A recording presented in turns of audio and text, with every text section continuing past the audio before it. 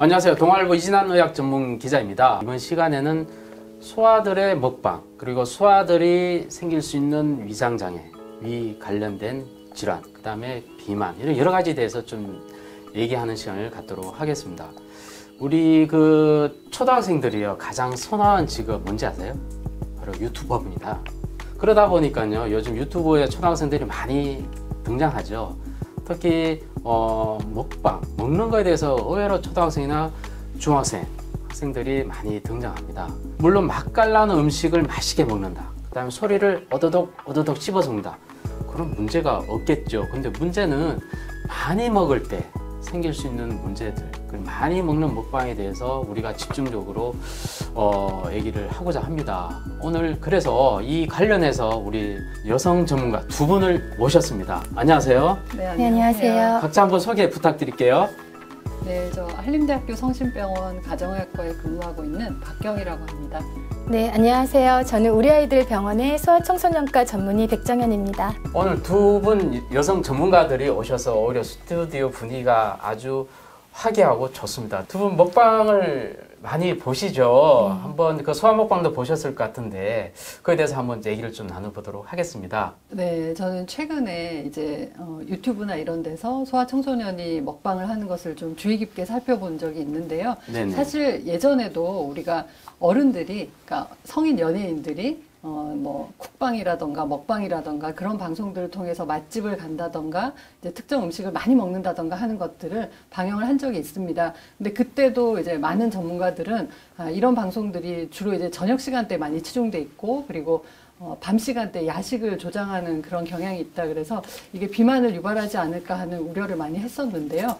최근에 이렇게 아이들까지 유튜브나 이런 1인 미디어를 통해서 그런 방송을 하고 있다는 것은 상당히 많이 전문가 입장으로서는 좀 우려스러운 부분이 없지 않나 이렇게 생각이 됩니다. 네. 백 원장님도 혹시 보셨나요? 네, 저도 봤는데요. 네. 물론 이제 아이들이 나와서 맛있게 먹는 모습을 보니까 귀엽기도 하고 또 그걸 보면서 스트레스가 풀리고 하는 면도 있지만 소아과 의사로서 저 아이가 저걸 먹고서는 어떻게 소화는 시킬 수 있을까? 저걸 찍는 거나 또는 보는 것을 우리 부모님들이 허락을 하신 건가에 대한 어떤 걱정도 좀 많이 됐습니다. 그러게요. 저도 사실 좀 보면서 걱정되는 것도 많고요. 근데 그 댓글을 보면요, 다들 걱정보다는 재밌게 봤어요. 아니면 파이팅, 그런 댓글 달리면서 좀 이상하다고 생각을 하곤 합니다. 네, 일단 사실 이게 유튜브나 이런 미디어가 상당히 빨리 확산이 되기도 하고, 그러면서 이제 국내에서도 성인들뿐만이 아니라 아이들이 이제 그걸 따라하는 경우가 있는데, 사실 보다 보면 과연 아이들이 자발적으로 이 모든 것을 다 할 것인가, 이제 그런 의문도 약간 들기는 하고요. 이런 먹방 같은 경우는 특히나 아이들의 자발성보다는 또 부모님이 같이 참여를 하는 경우도 있기도 하기 때문에 어른들까지 같이 관여를 한다는 것은 너무 아이에 대한 건강이나 이런 것들에 대해서 좀 방치를 하는 것이 아닌가 하는 생각까지도 좀 들기도 합니다. 네, 여튼 그래서 우리가 좀 우리 전문가를 모셨지 않습니까? 만약에 뭐 먹방 중에 많이 먹을 경우에 우리 성인에 대해서는 우리가 그전 시간에 많이 알아봤는데요. 이 소아들이 많이 먹을 경우에 생길 수 있는 어떤 위와 관련된 장애, 아니면 위의 여러 가지 몸의 변화, 이런 것들을 좀 구체적으로 얘기해 주셨으면 좋겠는데요. 우리가 성인 같은 경우는 많이 먹으면 최대 4리터까지 늘어난다고 합니다. 근데 소아의 경우는 위가 어떻게 성인과 좀 다르지 않습니까? 네, 물론 많이 다르죠. 네네. 특히 우리 소아들은 작은 어른이 아니다라고 하는데요. 네네. 우리 신생아만 봐도 생각을 해보면 아가 처음에 태어나면 액체 같은 이제 모유나 분유만 먹게 되고, 신생아는 위의 용적이 한 50cc 정도밖에 되지 않습니다. 네. 거기다가 이제 성인의 위가 이렇게 수직으로 좀 되어 있는 반면에 아가들의 위는 횡으로 좀 누워 있고요. 그러면서 점점 성장을 하게 되는데, 한 5세 정도가 되면 우리 아이들의 위의 용적이 800cc 정도까지 늘어나게 됩니다. 그러다가 성인이 되면서 3000cc까지 늘어나게 되고, 그 과정에서 너무 많은 음식이 들어가게 된다고 하면 좋은 영향을 받지는 못할 것 같습니다. 그리고 또 소화 능력도 성인하고 아이는 좀 달라서 위산의 분비도 좀 적고 소화 능력도 떨어진다고 보시면 되겠습니다. 박경 선생님도 지적하셨지만 아이들이 자발적인 경우보다는 오히려 자발적이 않는 경우도 또 있을 수 있는데 문제는 많이 먹을 경우에 좀 생길 수 있는 뭔가 위에 부담이라든지 이런 장애들이 생길 수 있을 것 같아요. 네. 그런 게 이제 부모 입장에서 어떻게 좀 얘기를 해주신다면. 네.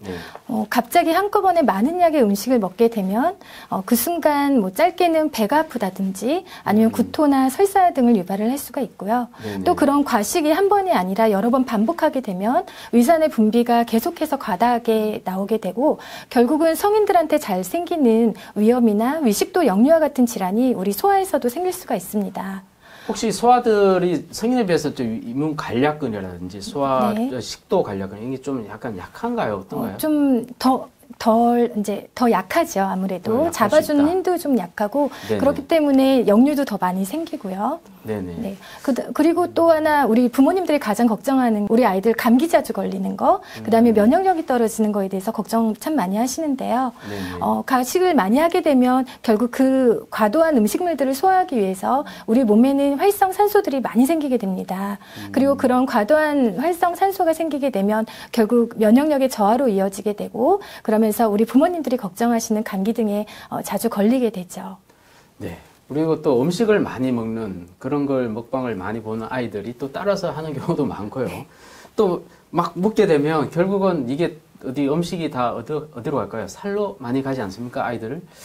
물론 통통하고 귀여운 아이들도 있지만요. 되게 이제 비만하게 되는 그런 경우도 있는데 이게 성인이 생각하는 비만, 그다음에 소아가 생각하는 비만. 이 비만 기준이 의학적으로 좀 다르다고 하던데요.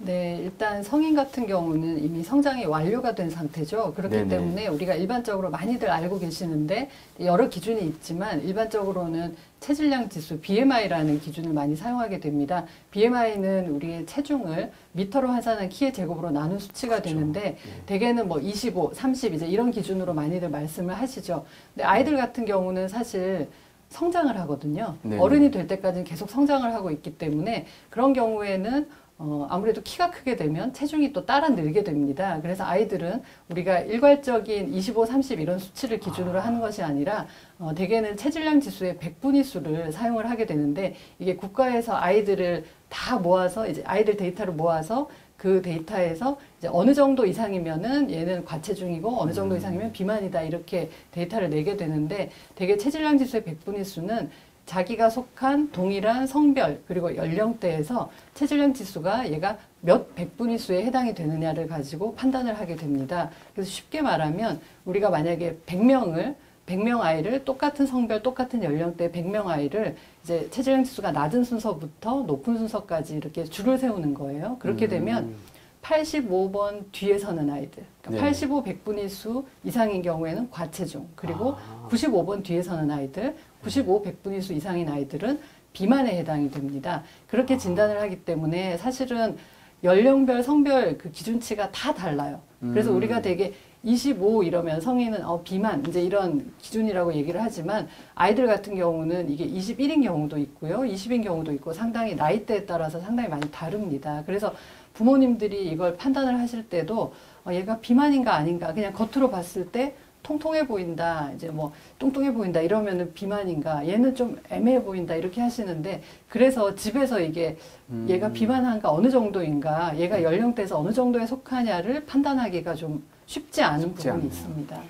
우리가 쉽게 체질량 지수는 우리가 성인 경우는 그냥 산수만 잘하면 네. 그렇죠. 금방 그 비만의 기준을 알 수 있는데 아이들은 이런 곡선에 따라서 어디에 해당되는 이를 갖다가 다 파악해야 되기 때문에 한 병원을 가봐야 되겠네요, 그죠? 네, 이게 집에서 사실 알기가 좀 힘들거든요. 그렇기 때문에 우리가 이게 질병관리본부에서 이 데이터를 다 오픈을 했습니다. 그래서 그 프로그램이 있어서 우리 아이의 성별, 연령, 생년월일 집어넣고 나면 얘가 얼마나 이 집단 안에서 많이 크냐, 네네. 그리고 얼마나 많이 비만하냐 이런 걸 볼 수 있는 프로그램이 있습니다. 그래서 네. 그 홈페이지에 들어가서 네. 아이의 정보만 기입을 하시면 상당히 쉽게 판단을 하실 수가 있습니다. 아, 좋은 정보 고맙습니다. 근데 그 소아 비만, 근데 이게 아이가 살이 쪘다라는 거에 대해서 너가 많이 먹어서 그렇지 라고 말하기가 부담스러운 게 이게 부모, 그의 어떤 가정 문제라든지 아니면 사회 환경에 대한 문제 그런 것들 다 감안해야 되지 않습니까? 네, 비만 자체가 상당히 복합적인 문제가 이제 관련이 돼 있는 질병이에요. 성인도 마찬가지인데 네. 특히 아이들 같은 경우는 태내 환경, 그러니까 태어나기 전에 뱃속에서 어떤 환경이 있었냐, 그리고 심지어는 엄마가 임신을 하기 전에 어느 정도의 체중 상태가 되어 있었냐, 이제 이런 것까지도 관련이 있고요. 와. 그래서 상당히 다양한 원인이 있습니다. 네네. 그래서 이제 우리가 보통 일반적으로 비만이 왜 생기냐고 얘기를 할 때는 다들 아시죠? 많이 먹고 적게 움직인다. 결국 그렇죠. 에너지를 섭취를 많이 하고 에너지 소비가 적어지는 에너지 불균형을 가장 기본적인 이제 원칙으로 많이 삼고 있는데 네. 이제 이런 것들이 아이들한테서 그냥 왜 생기느냐, 왜 아이가 많이 먹을 수밖에 없고 적게 움직일 수밖에 없느냐, 이제 이런 것들이 다 관여를 하거든요. 네네. 그래서 각종 사회적인 환경 그리고 가정적인 환경 이런 것들이 다 복합적으로 관련이 돼 있습니다. 자, 외국에서는요, 이게 스크린 타임이라고 해서 그 시청 시간을 제한하는, 2시간 정도 제한하는 그런 시간이 있다고 합니다. 그게 과연, 우리나라는 그게 좀 없죠?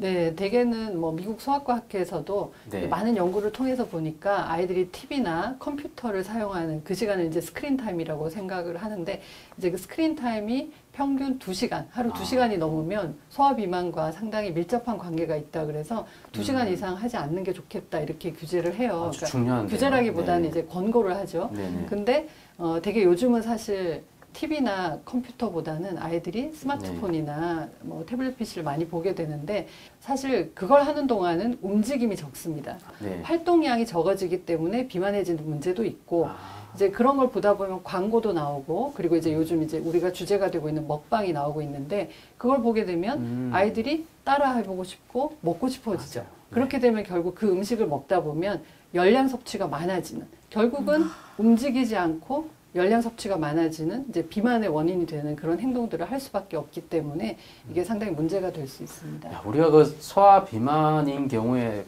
그냥 병원 가서 치료하면 된다라는 단순 무식한 생각을 했는데 그게 아니군요.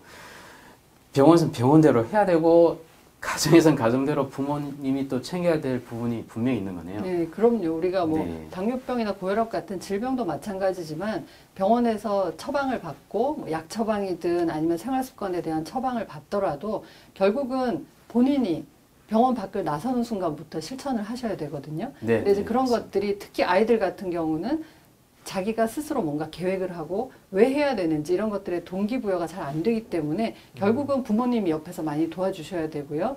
또 한 가지 중요한 것은 결국 환경입니다.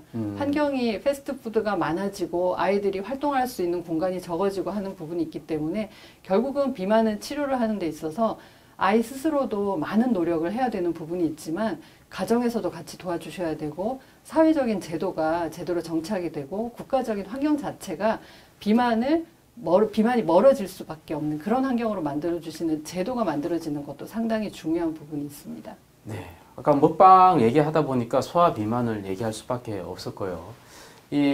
또 많이 먹는 얘기를 하다 보니 많이 먹으면 또 생길 수 있는 게 한꺼번에 많이 먹고 그 다음에 또 안 먹고 또 많이 먹고 이 바로 편식 아닙니까?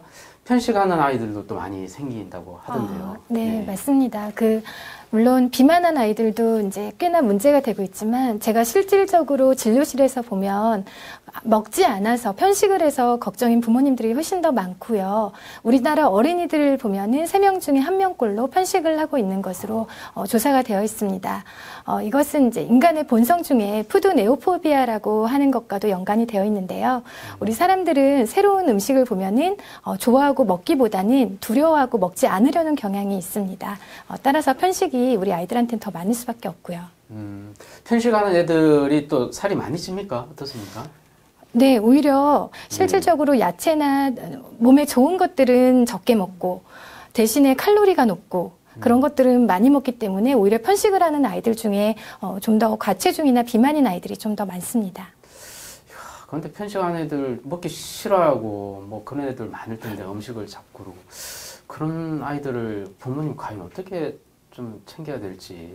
사실 그런 이제 편식하는 아이들한테 막 먹으라고 윽박 지른다고 해서 잘 되지는 않고요. 네. 방금 제가 편식 얘기를 하면서 푸드 네오포비아를 언급을 좀 했는데 푸드 네오포비아를 해결하는 방법 중에 하나가 자꾸만 내가 싫어하는 음식이랑 마주치고 그 음식이랑 친해지면서 결국 그 음식에 대한 두려움을 없애는 것입니다. 그래서 이제 그 음식들을 갖고 뭐 요리도 하고 놀이도 하고 그러는데 오늘 먹방이 주제잖아요. 그래서 네네. 그런 먹방 속에 이제 아이들이 먹는 음식을 보면 대부분 기름지거나 또는 좀 자극적인 음식들이 많은데 그런 것보다 우리 아이들이 몸에는 좋지만 좀 먹기 싫어하는 음식들을 먹방으로 만들어 보는 거는 어떨까 하는 이제 그런 생각도 해봅니다. 요즘처럼 편식 때문에 또 걱정해야 되고 또 유튜브 보면서 먹방을 또 보는 아이들 많이 먹기 때문에 또 살찌는 것도 걱정해야 되고 참 부모 입장에서는 걱정할 게 너무 많고 또 치료도 단순히 치료가 아니라 부모가 또 제대로 또 관여를 해서 또 해야 되는 게 너무 많습니다. 특히 근데 최근 아까 먹방 얘기를 하셨죠. 그래서 먹방을 아이들이 거기에 빠진다. 이게 제일 걱정이거든요. 이거 어떻게 좀 방법이 없을까요? 사실 미디어는 앞으로 결국 아이들과는 뗄래야 뗄 수 없는 그런 교육적인 도구로도 많이 활용이 될 겁니다. 그렇기 때문에 가능하면은 미디어의 순기능을 활용할 수 있게끔 먹방이든 아니면은 미디어를 통해서 이런 프로그램에서 지금 이재남 기자님이 정보를 전달하시는 것처럼 이제 제대로 된 정보 그리고 건강해질 수 있는 그런 정보들이 많이 만들어지면 훨씬 더 좋겠고요. 제대로 된 미디어를 활용할 수 있게끔 옆에서 교육을 시켜주고 왜 이걸 보지 않는 게 좋을 것 같다라는 것을 한번 설득을 해보시는 것도 상당히 중요합니다. 이게 결국 아무리 많은 내용, 좋은 내용을 교육을 하더라도 부모님들이 아이들한테 뭔가를 전달하는 과정에서 소통이 안 되는 부분이 상당히 문제가 있어요. 그래서 그런 부분들도 함께 고려가 됐으면 좋겠습니다. 네. 저도 이제 뭐 아이를 키우지만 사실 보지 말라고 해서 우리 아이가 안 보지는 않더라고요. 그래서 그냥 혼자 보게 냅두기보다는 같이 보고 저 먹방을 보면은 막 그래요. 애기들이 나도 저 안에 있는 형아처럼 나도 똑같이 많이 먹을래. 나 한 번에 10그릇 먹을래. 이렇게 얘기를 하는데 그 먹방은 그 형아들을 또는 누나를 따라서 하기 위해서 보는 것은 아니다. 보고 즐기는 것뿐이다. 이렇게 교육을 시켜주는 게 중요할 것 같습니다. 그래서 결국은 부모와 우리 아이들과의 그런 끊임없는 대화 그리고 친밀감을 형성하는 것이 가장 중요한 해결 방법일 것 같습니다. 네. 요즘 아이들은 유튜브나 이런 걸 통해서 검색도 하고요. 그죠? 네. 우리와는 전혀 다른 세대이기 때문에 그걸 무작정 보지 마라. 뭐 이런 식으로 하기는 힘들 것 같습니다. 아까 조언 중에서 이걸 왜 봐야 되는지, 왜 보지 말아야 되는지 이런 필요성을 갖다가 계속 설득시키는 그런 과정이 필요하다고 생각합니다. 자, 여러분. 우리 지금까지 소화비만, 편식, 그리고 먹방과 관련돼서 여러 가지 위에 관련된 질환을 알아봤습니다. 요즘 유튜버 너무 좀 상업적으로 극단적으로 치닫는 경우가 너무 많습니다. 하지만 아직까지 정부조차도 그런 규제 이런 게 지금 없죠. 그래서 결국은 우리 자녀가 뭘 보는지 최소한 부모가 그런 관심을 가져야 되는 시점이 아닌가 생각합니다. 오늘 어떻습니까? 소화비만, 소화편식 여러 가지 이런 주제에 대해서 어떻게 많이 배우고 가셨나요? 도움이 되셨다면 구독과 댓글 꼭 눌러주시고요. 오늘 좋은 정보 나눠주셔서 두 분께 정말로 감사드립니다. 고맙습니다. 감사합니다.